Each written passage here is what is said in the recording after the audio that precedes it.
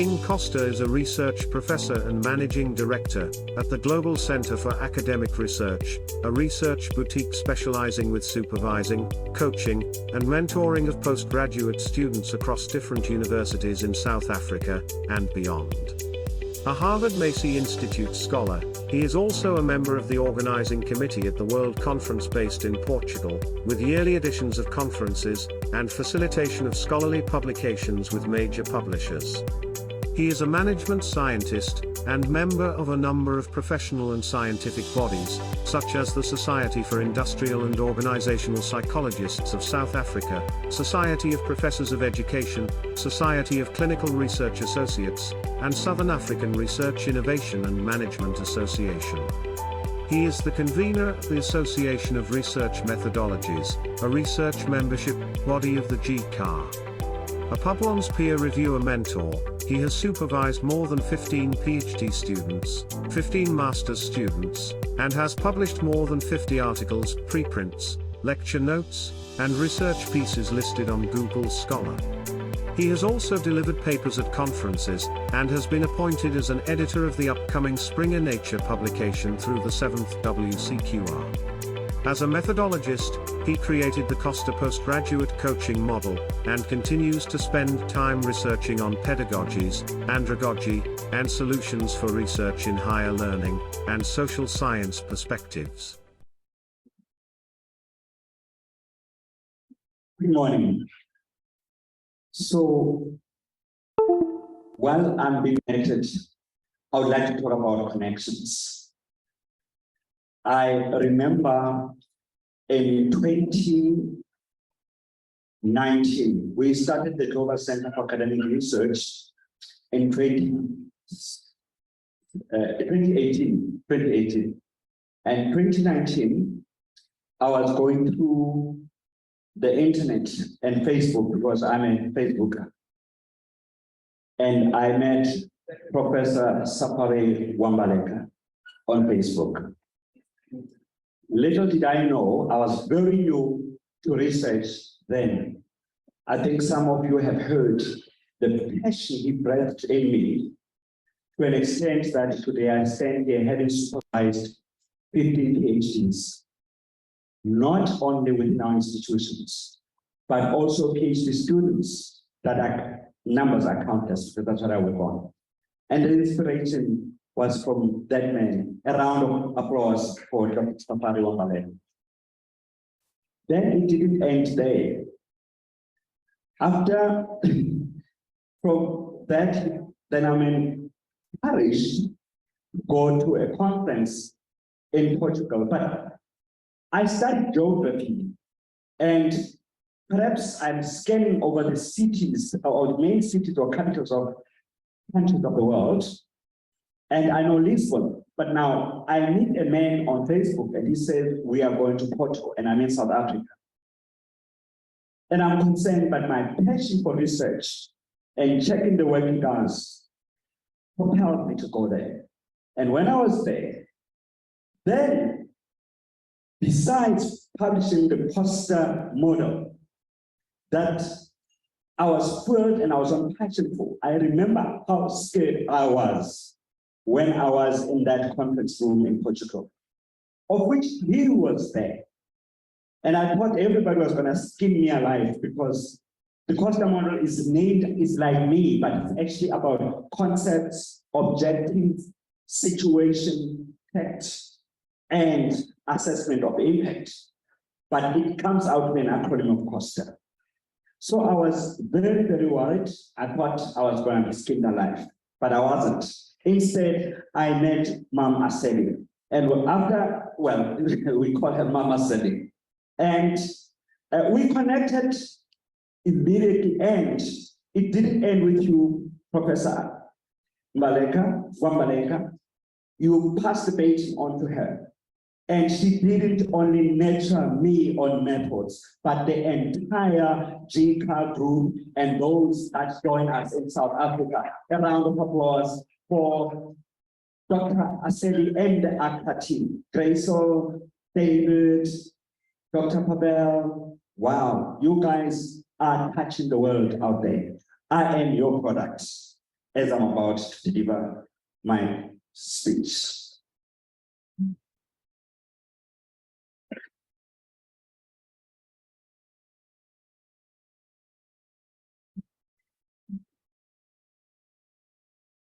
Then it says my pin is incorrect.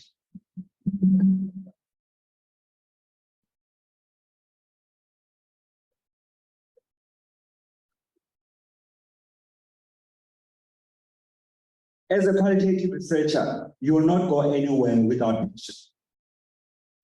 You will have to love what you are doing. So it was through studying quite a number of methods: phenomenology, narrative inquiry, ethnographic research, grounded theory, and case studies. And as I was doing that, then I found out that there was something out of there, something about that. Autoethnography, nethnography, you name them, appreciative inquiry, up to about 14 types. So it came 2020, and the world was at a standstill. And qualitative research was brought, and we know all about it. That's why we've got online interviews, that book that I just got.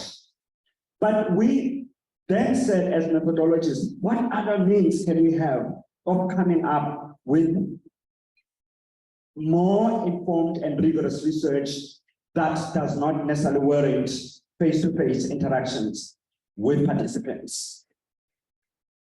And how do we get that to be rigorous? So I started to write a paper called The Cause of Panic at the Outbreak of COVID-19 in South Africa, a comparative analysis with China, China's first outbreak, and New York, because our outbreak and New York's outbreak were at the same. By the way, I also have got a healthcare consulting background, so I was interested in that. But what was more interesting was using non-intrusive methods to come up with more rigorous approaches, and that's what I'm going to be talking about. So I'm just giving a hint of the background. And I just want to talk about non-intrusive measures are very pivotal. As a matter of fact, in healthcare and in some business fields, they are viewed as they are top in the hierarchy. But they are not used quite often in universities. That's what you're seeing in that last bullet over there. So let me define what they are. This refers to data that is collected, as I said earlier, without interacting with people. There are many methods that you can use, and I'll just demonstrate that. Okay. They are unique in the method, but they differ in a number of strategies.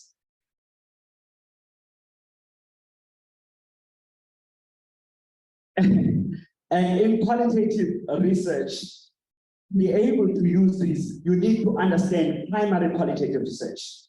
So it's not, it's not something that somebody should say, well, I'm not going to interact with participants, so I'm actually going to do this. You need to understand all methods of primary qualitative research.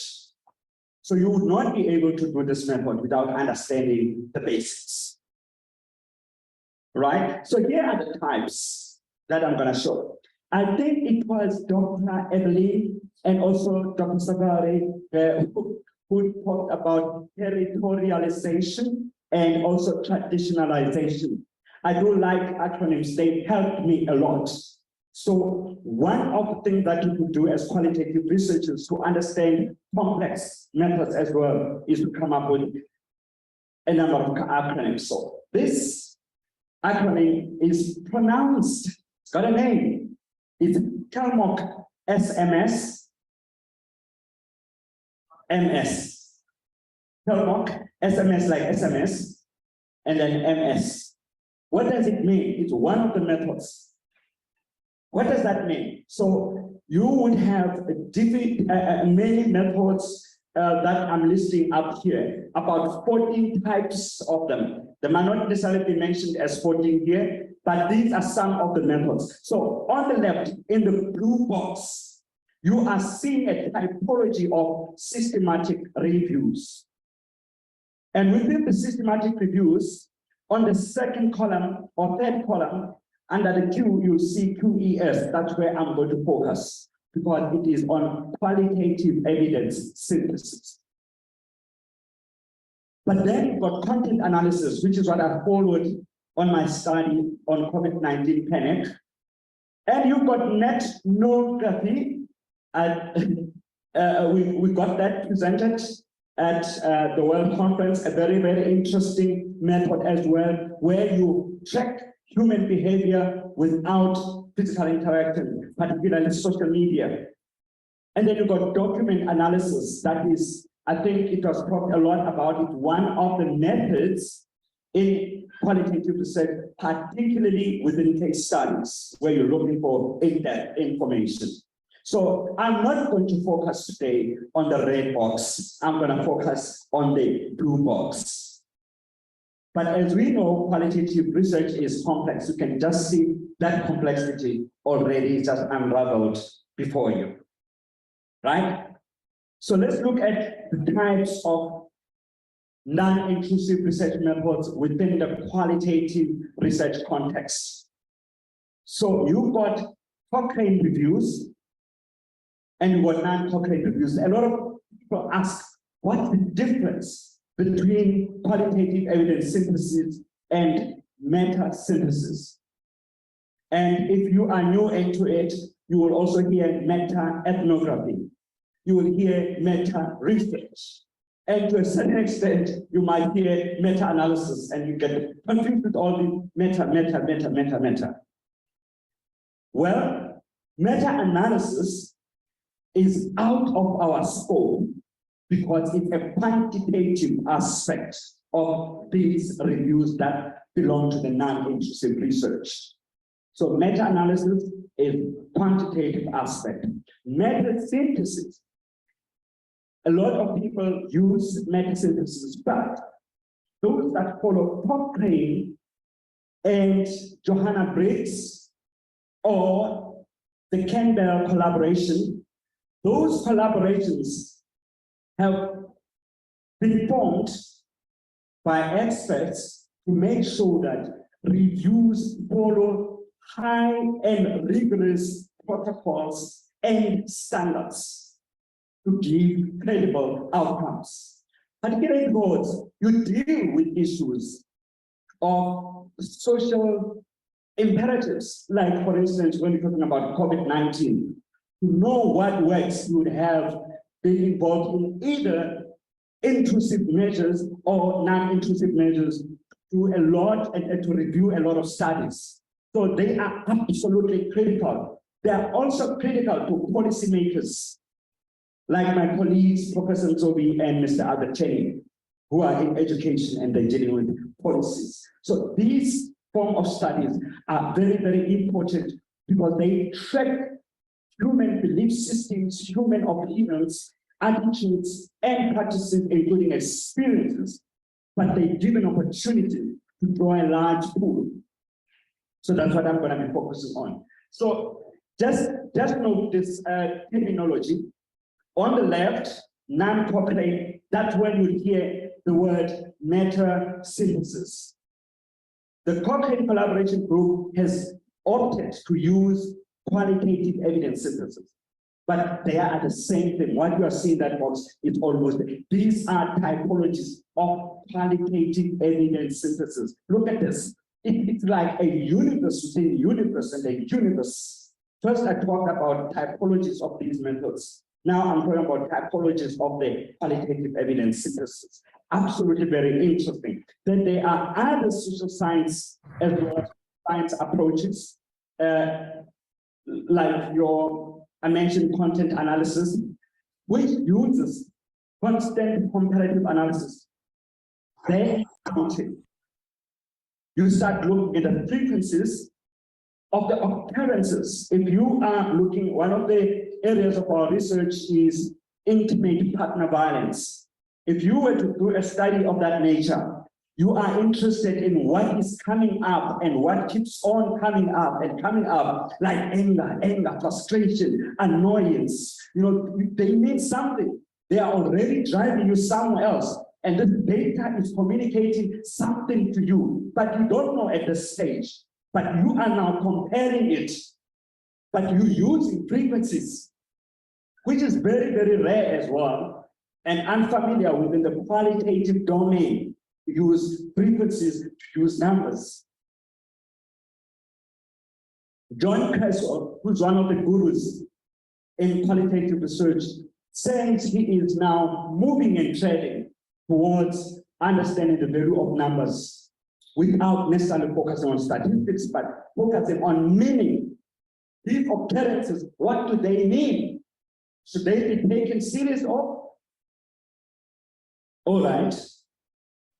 So the next one is document analysis, but I have already mentioned that I'll not address that. So let me go straight to systematic review. Let's look at the word system. I think we know about systems thinking. Systems is, looking at a number of things, but in research, the term refers to strict approach with clear guidelines, even including the research question. The research question itself already covers the types of people you are, or your participants, or, well, you don't deal with participants, but your interest, the population you're looking at, or if it is in healthcare or patients, or the problem you're looking at, it should come out of your question.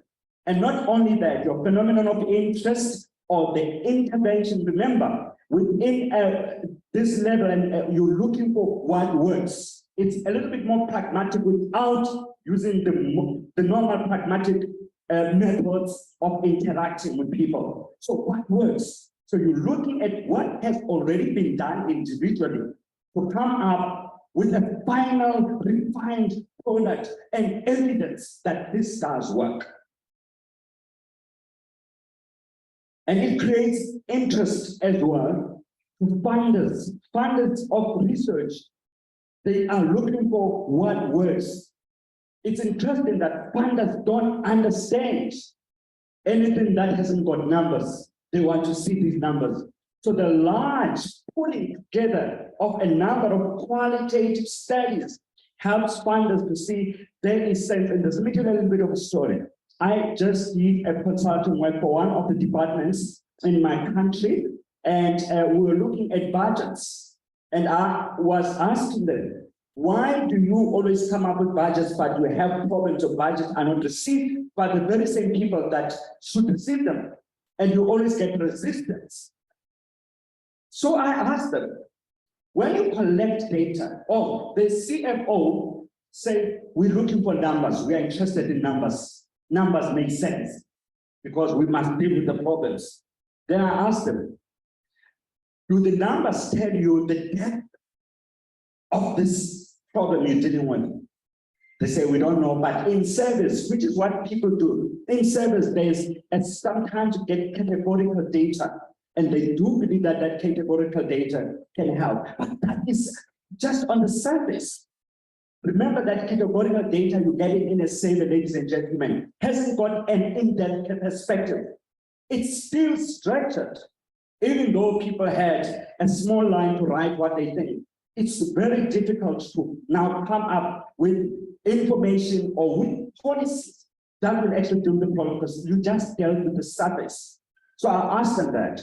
I said, don't you think that's the reason you have a problem? I said, anyway, how do you include that categorical data into your budget making? So we don't know, we don't have any means. We just collect it, but it remains in there. We know what is wanted by the people, but we don't know how to interpret that and integrate that with the quantitative data that we have. You just take water.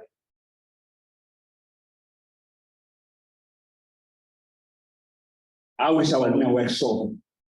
There would be some noise while I'm taking water. It's quiet in here. Are we still okay?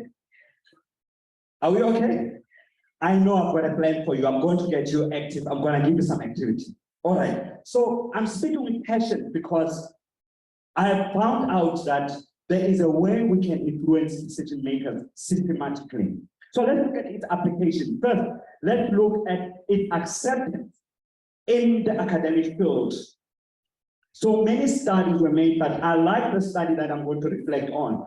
It was done in, it was conducted in 2017, and I continue to follow these studies and try to interpret them for communication at the end of the day. Ladies and gentlemen, our research should be consumable by the people who must use it. They call it a grandmother principle. If your research is such that a grandmother in the village, when told about it, they cannot understand something is wrong.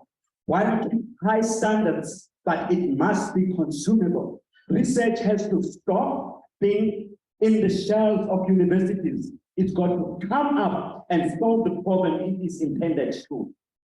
So I do believe partnerships should be also created. Professor Aseli and the new president, I'm going to request that in the next conference, let us see partnerships with social structures, your prisons, your other departments. That is why we've actually got the Gauteng Department of Education in this place. Please give them a round of applause. I did not hear that. We got to make partnerships because it's not only academic, it must go out there. So this study looked at within the healthcare in Europe and looked at the acceptability of systematic reviews. And quite a number of these as well. The Cochrane as well looked at that, and there is a proposition for them to be accepted. A few are coming out. This particular study that I was talking about, it looked at 40 countries in Europe, and here is the result. So you'll see the green button in these countries indicates where purely non-intrusive research is acceptable for PhD. And then in the others, the red is where it is not yet acceptable. And where you see green and red combined, it is where they believe that it can actually be conducted as a mix with primary research. Look, ladies and gentlemen, whichever way you go, the rigor in collecting secondary data is extremely very important. Okay, so you can see in South Africa, the University of Johannesburg, where our very own Professor Nisi is an academic, they also used some of them. But we've got also some friends in the University of Western Cape that have used that as well. And even this is overseas as well. So there are quite a number of theses and dissertations that have been used following non-intrusive measures alone. All right, how do you ensure rigor? So rigor, we believe it's within the three streams. First stream is what I call ATMOS, you know me with acronyms, but they help me to remember. So your rigorous approach should ensure explicit approaches. And without that, without that alone, it should be also transparent. We need to know what you did in your study. So it cannot just be a thumbs up. Gone are the days when scholars would simply just go to Google or Google Scholar or any database, Web of Science, and then download articles and say this is a good article. You need to know and qualify it, how good it was. What did you do to know that it's a good? To deal with issues of selective bias, right? So methodical and objective, systematic, I already mentioned that, and follow standards and protocols. We've got standards such as your PRISMA, we've got standards such as your NCHEC. So these have got to be followed. And all research that we write needs to be reproducible. That's a cardinal requirement of science, whether in natural or in social sciences. Okay, I'm giving you the 20 irrefutable laws of non-intrusive research. It should be comprehensive. You see, in meta-analysis, they use what is called exhaustive search. However, did I leave it there? I get it. Thank you. Thank you so much. So it should be comprehensive. Meta-analysis, they dig deeper. We don't dig deeper. We are still dealing with qualitative research. Remember, our searching is still purposive. So we just have to be comprehensive and going to show how comprehensive you are. Imaginative, creative, stimulating, topical. I think, ladies and gentlemen, it's upon us to make sure that our research has got an appeal. If it has got no appeal, it will not move the funders. Obviously, if it is reproducible, it should be publishable. But here are the pitfalls. It should not be implicit, it should not be opaque, it should not be chaotic, subjective, variable, idiosyncratic.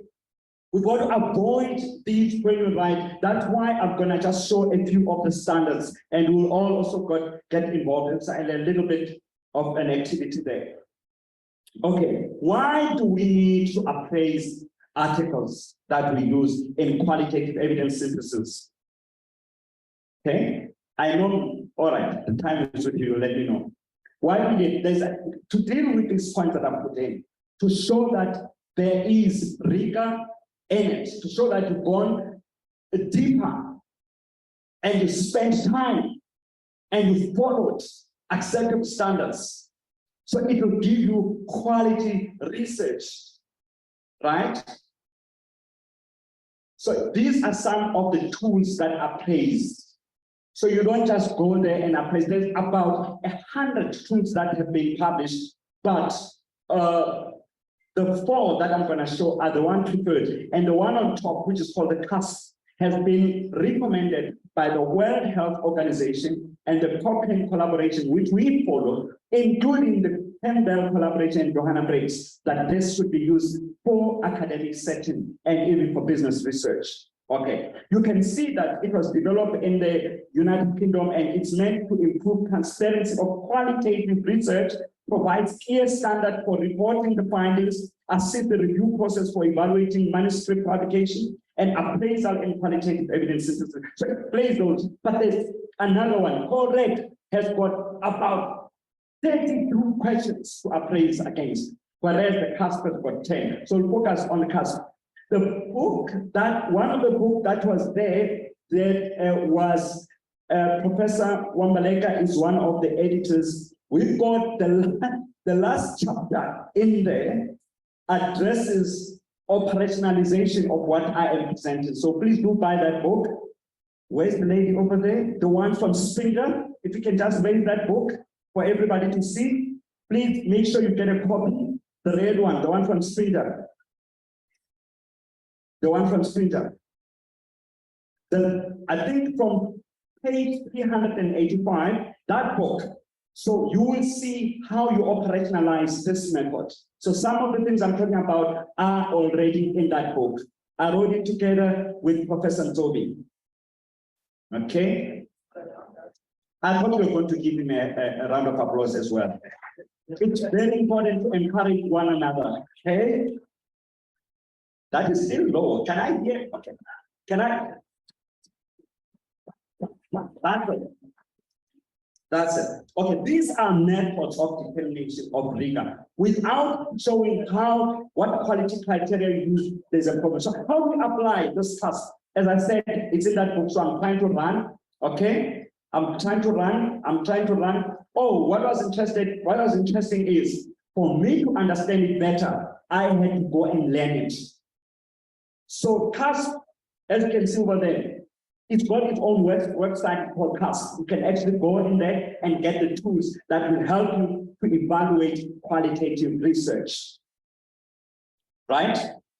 So I'm just about to end. So here are the 10 questions that are asked. This is how you evaluate qualitative research, ladies and gentlemen. According to the World Health Organization and Cochrane, those that want to do non-intrusive research, you need to make sure that you know qualitative research, primary research, very well to be able to evaluate articles as well. Okay? I like question Question number 8, I always like it. Was the data analysis sufficiently rigorous? So this is where you look at the 4 Ds of qualitative data analysis. But interestingly, you go to articles, you'll hardly see some of this thing. So you could have pulled about 1,000 articles. And as you evaluate these articles, you end up with about 15 or 14, because most articles that we read do not have this. So I want to implore qualitative researchers, please make sure you reflect these in your study, in your writing.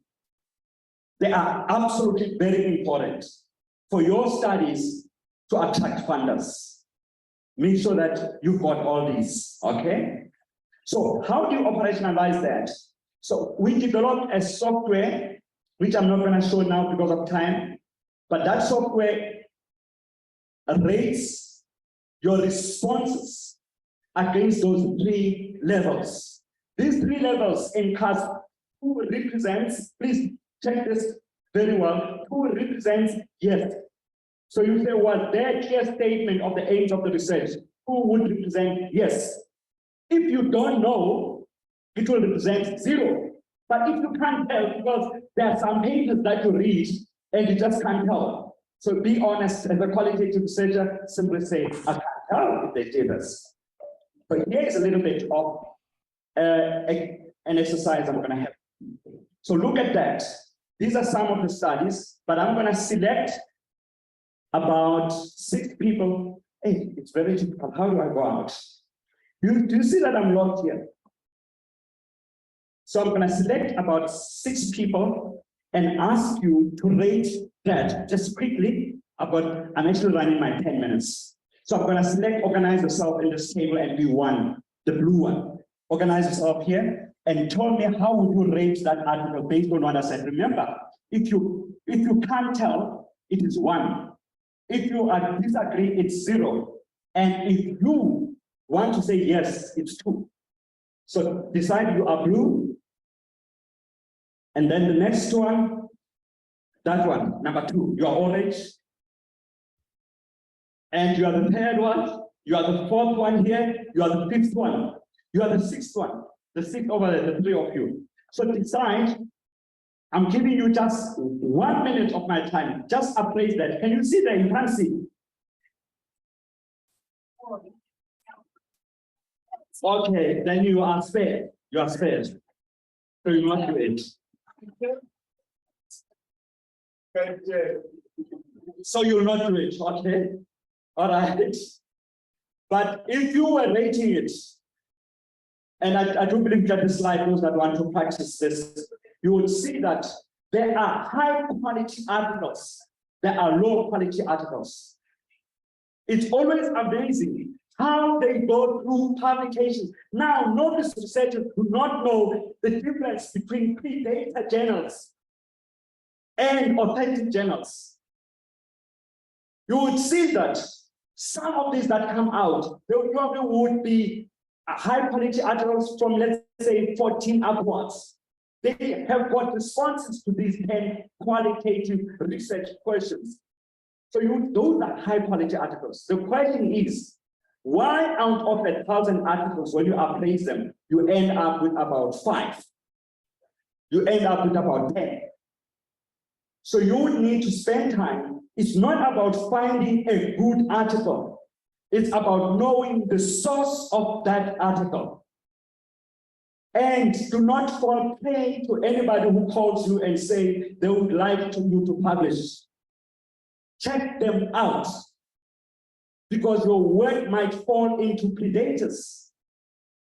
That's why this is very important. Your research, evaluation of qualitative research, you need high quality articles, authentic articles. I think I'm just going to rush and talk about the baby. And I'll just take about a minute. The findings from qualitative evidence synthesis can enable a richer interpretation. Look at what I've just been saying.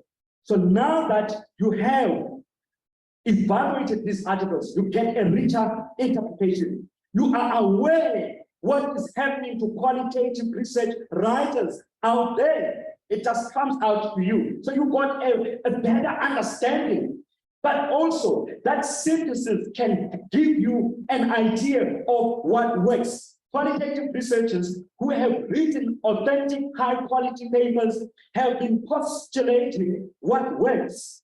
But because they write individually, when you look at this, you've got now an idea of what really works. Okay? Right? Obviously, the goal is to get a deeper knowledge, and the results of the QS can offer you a deeper comprehension of people's experiences, opinions, beliefs, and priorities. I really did a lot of work during the outbreak of COVID-19, and I could relate with these experiences. I could actually be immersed into them based on the high-quality article findings, and it was absolutely very interesting. It's something that I would say you could give it a try. I think I will end here. How's that? Hands. Thank you.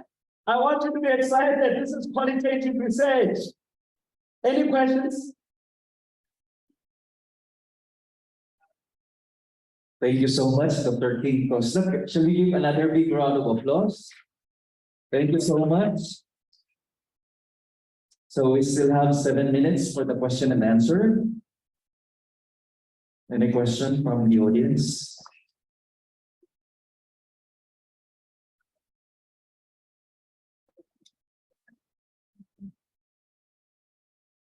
Any question?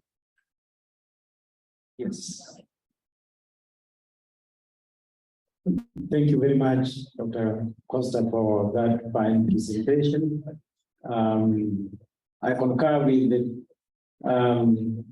amount of revelation that you have given in this presentation, because I've had a number of students from Europe that actually use the methodology that you talked about. But why did you choose to call it non-intrusive? Can you clarify why the terminology? Because the terminology is important to researchers. Thank you.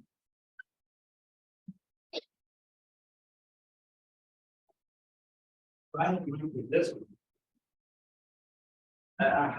No, yes, yeah, thank you. It's not working. Okay, sir. First, it's not me who has chosen. That is how research that does not interact. In other words, intrusive measures are measures that allow you to interact directly with participants. So it is called non-intrusive, but it's actually not me who's giving it the terminology. I hope I'm helping you with that. But I just explained that it means it's a research that is not intrusive. I think the word intrusive, sometimes it is called non-obtrusive. It's even a harder word. It's because of the ethics that are surrounding the research itself. There could be a form of research that could be getting deeper into people's spaces. So they came up with that. So hence in research, we're going to have intrusive measures or non-intrusive measures.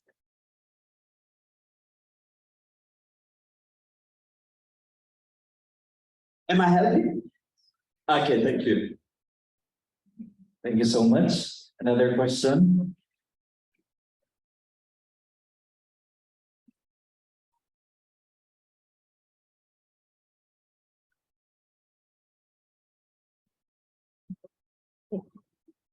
Thank you, Dr. Costa, for showing us that even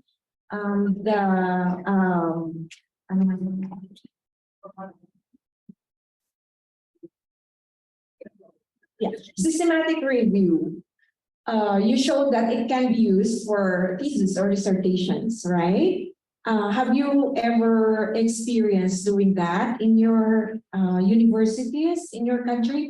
And if yes, can we have a purely qualitative systematic review? Thank you so much.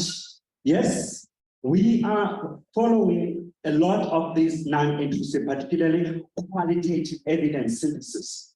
Now, even the terminology is very important.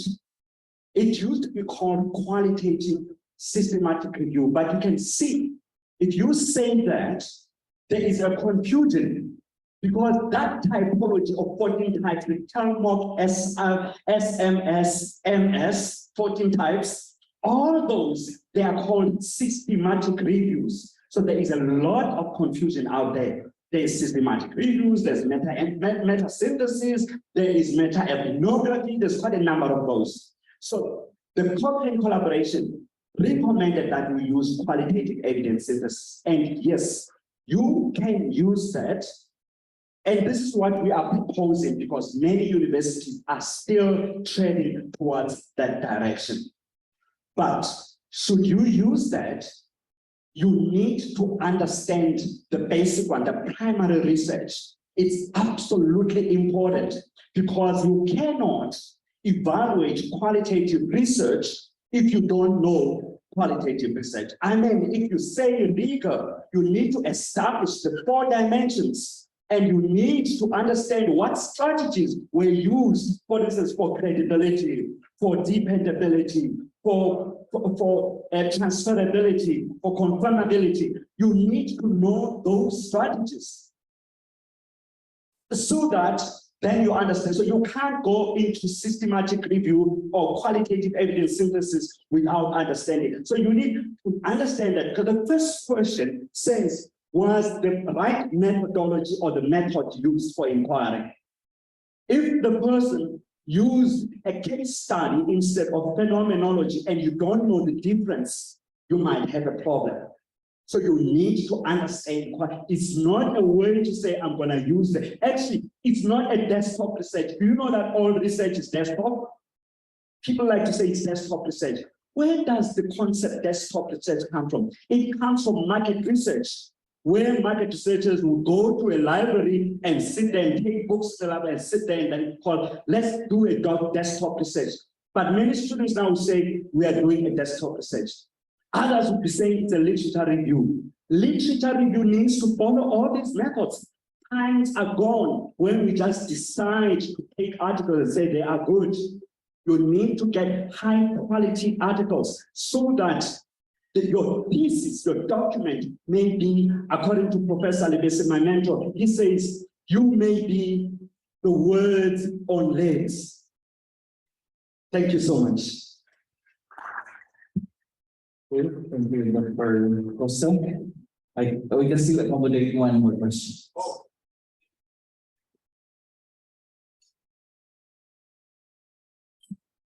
Thank you, Doctor.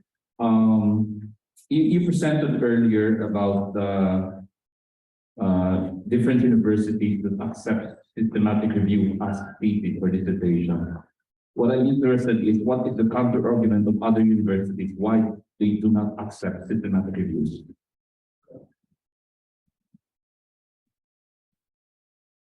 Thank you very much for that question. What research shows us that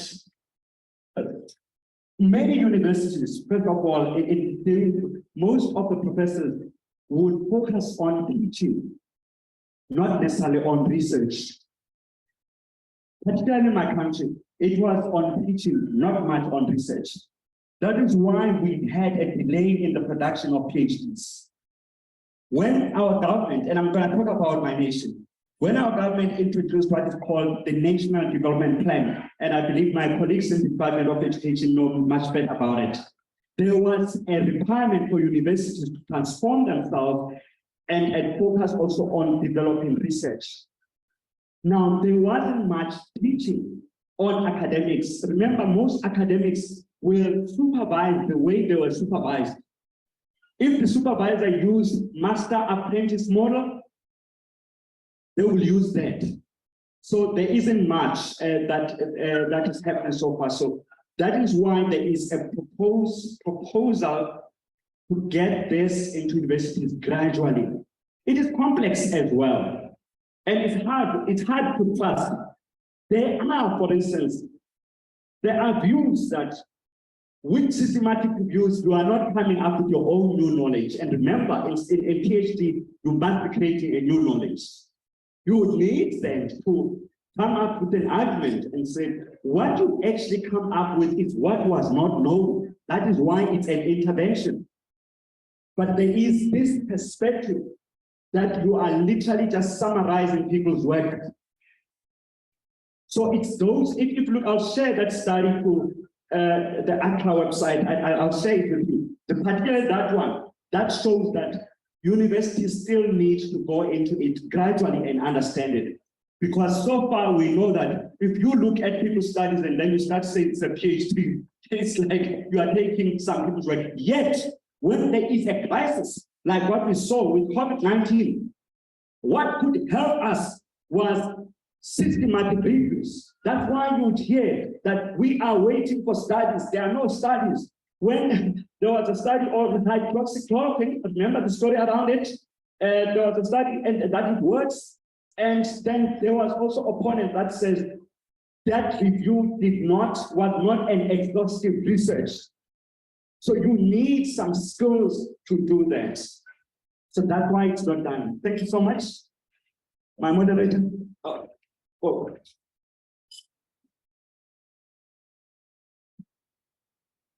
Dr. Costa, thank you so much for your presentation. What I just would like to say is at AQRA, for 7 years, what we have tried to advocate is that for qualitative researchers, specifically in the methodology part, we should use frameworks. And when we emphasize that, we mean to say, because when we started AQRA, people would say, I am using a qualitative approach. And then we ask, what design? Then they will say, qualitative, ma'am. No, I mean, what qualitative research design? Then they would say, why, ma'am, isn't just saying qualitative research not enough? So for 7 years, we have labored with our community to really specify the research design. They argue with us, isn't there a basic qualitative research design? Isn't there a descriptive qualitative research design? I usually say, I'm sorry, I haven't really studied that.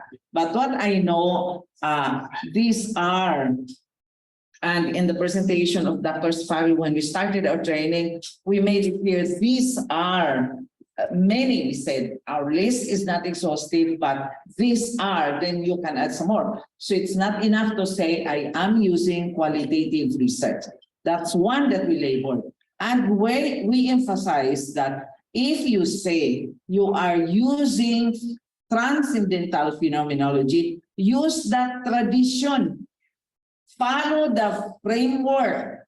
And when you say framework, if you are using transcendental phenomenology, there's an interview framework. There are several. There is also a data analysis framework. There is also a way of making conclusion. That's what we have been emphasizing. Yeah? If you say narrative inquiry, do not just come up with some questions. There is a framework. There are several models for narrative interviewing. Use any of those. And when you modify, rationalize. That's what we say. Now, we have almost succeeded in doing that. And we can say today that the presentations are coming at par to this kind of level. I would like to challenge our AQRA community. The next level is that how do we do our literature review? Look at our thesis and dissertations. Are we aware of frameworks in doing literature review? Not very many. For example, there is a framework in the process. And at IAS, what is very popular is the Joyner, Rouse, and Glathorn framework, where we have the broad scan, the focused review, and the comprehensive critique. That is for the different phases. But in addition to that, there's also the question, yes, you are following these phases or these steps, But the one major question is, what is your literature review approach? Are you using systematic review, traditional narrative, hermeneutic, phenomenological? We do not have time to talk about this one, but the point is there must be a framework in all that you do. And Dr. King Costa has shown to us these frameworks. So I hope you'll take the challenge. Now we are quite good at doing our methodology part. That has been our advocacy for 7 years. Now let's do our literature review right.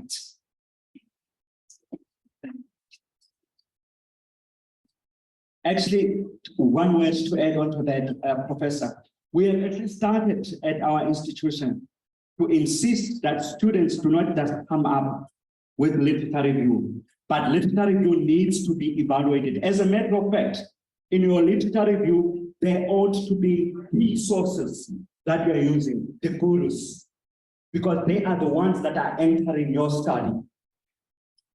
We actually have started master classes and we are teaching them, but thank you so much for noticing that. Okay, thank you so much, Dr. King Costa, and those who will participate in asking questions. So thank you so much for emphasizing literature review, systematic review, and also focusing on research must be consumable, the importance of partnerships and collaborations, and also into high quality articles, considering high quality articles. And of course, may I request Dr. King Costa to be here in front. On behalf of AQRA, I would like to give the certificate of recognition for your valuable service as a plenary speaker on the topic, the value of non-intrusive research approaches in postgraduate studies and business research. Thank you.